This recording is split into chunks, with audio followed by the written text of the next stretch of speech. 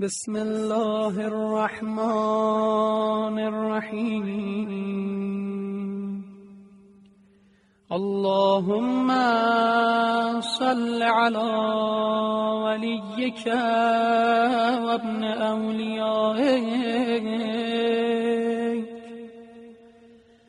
الذين فرضت طاعتهم وأوجبت حقهم وأذهبت عنهم الرجس وطهرتهم تطهيرا. اللهم انصره وانتصر به لدينك وانصر به أولياءك وأولياءك وشيعته وأنصاره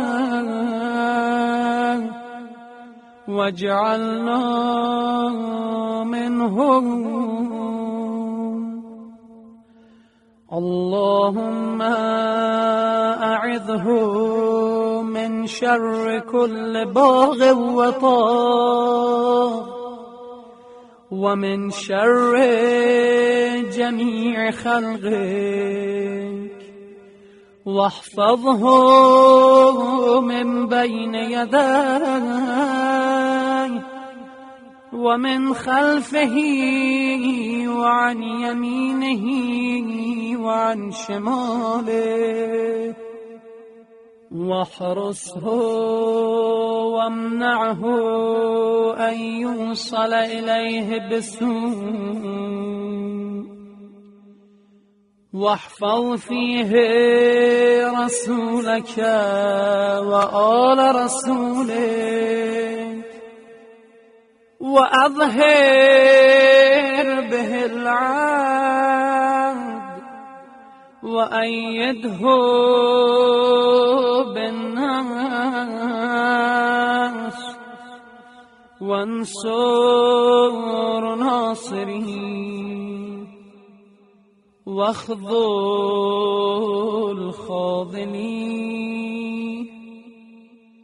واقسم به جبابرة الكفر واقتل به الكفار والمنافقين وجميع الملحدين حيث كانوا من مشارق الأرض ومغاربها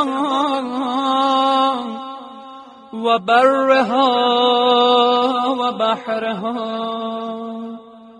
واملأ به الأرض عدلا وأظهر به دين نبيك عليه وآله السلام واجعل اللهم من أنصاره وأعوانه وأتباعه وشيعته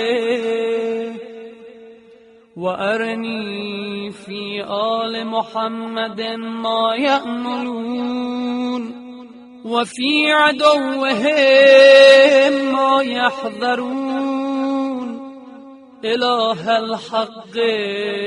آمين.